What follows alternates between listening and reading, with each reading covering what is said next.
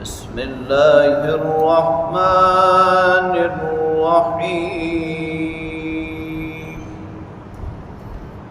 ان الذین یکتمون ما انزلنا من البینات والہدی من بعد ما بیناہ للناس فی الکتاب اولئک یلعنهم اللہ ویلعنهم اللاعنون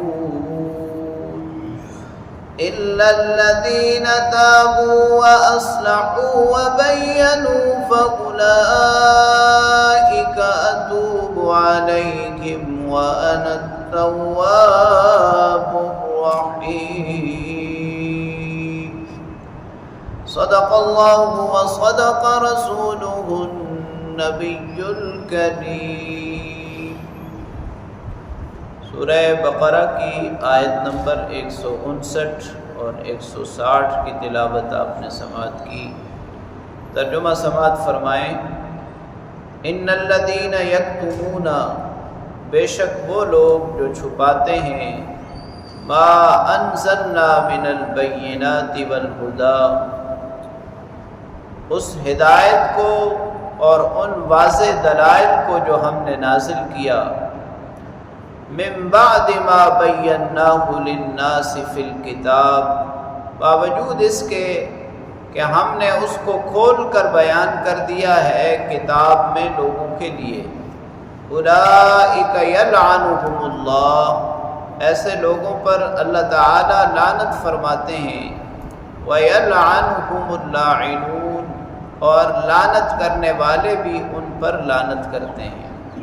الا الذین تابوا، سوائے ان لوگوں کے جنہوں نے توبہ کر لی، واصلحوا، اور اصلاح کی، وبینوا، اور پھر کھول کر بیان بھی کر دیا، اولئک اتوب علیہم، ان کی توبہ میں قبول کرتا ہوں، وانا التواب الرحیم، اور میں توبہ قبول کرنے والا، رحم کرنے والا ہوں۔ اہل کتاب خاص طور پر یہودیوں کا یہ طریقہ کار تھا کہ وہ نبی پاک صلی اللہ علیہ وسلم کے بارے میں سابقہ آسمانی کتابوں میں جتنی بھی بشارتیں اور نشانیاں ہیں ان کو چھپاتے تھے، صرف اس لیے کہ اگر ہم یہ نشانیاں بیان کریں گے تو پھر لوگ آپ کو پیغمبر مان لیں گے، آپ پر ایمان لے آئیں گے۔ اللہ تعالیٰ نے ان پر لعنت بیان فرمائی ہے اور بڑی سختی سے ان کی تردید فرمائی ہے کہ ایسے لوگ جو ہماری نازل کردہ ہدایت اور ہمارے نازل کردہ واضح دلائل کو چھپاتے ہیں، حالانکہ ہم نے ان دلائل کو، ان نشانیوں کو کتاب میں واضح طور پر کھول کر تمام لوگوں کے لیے بیان کر دیا ہے۔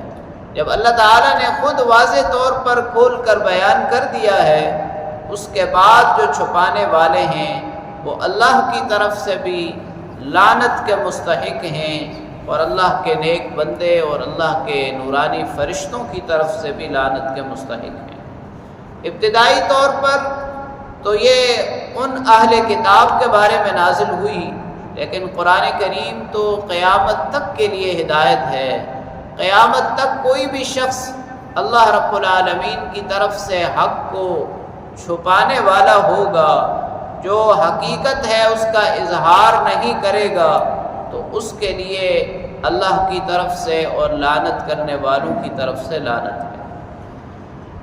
دوسری آیت کریمہ میں اللہ رب العالمین نے ان لوگوں کا استثناء کر دیا کہ جو ابتداءً تو یہ غلطی کرتے ہیں لیکن پھر توبہ کر لیتے ہیں، اور توبہ کے پھر 3 درجات بیان فرمائے کہ توبہ کرنے کے بعد پھر اصلاح بھی کرتے ہیں۔ توبہ کا مطلب تو یہ ہے کہ اپنے کیے پر ندامت اور شرمندگی کا اظہار کرتے ہیں، اپنی غلطی کو مان لیتے ہیں، اور پھر جس معاملے میں وہ غلط کر رہے ہیں اس کی اصلاح بھی کریں، یعنی سیدھے راستے پر اور صحیح کام کر کے بھی دکھائیں۔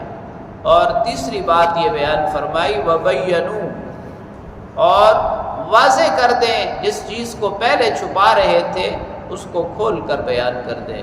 اللہ کریم فرماتے ہیں میں ان کی توبہ قبول کر لوں گا اور میں ہی توبہ قبول کرنے والا، رحم کرنے والا ہوں۔ تو دو باتیں خاص طور پر یہاں سے سمجھ میں آئی۔ ایک تو حقیقت کا اظہار ضروری ہے، حق جاننے کے بعد حق کو چھپانا اور سچ کو چھپانا یہ لعنت کا موجب ہے۔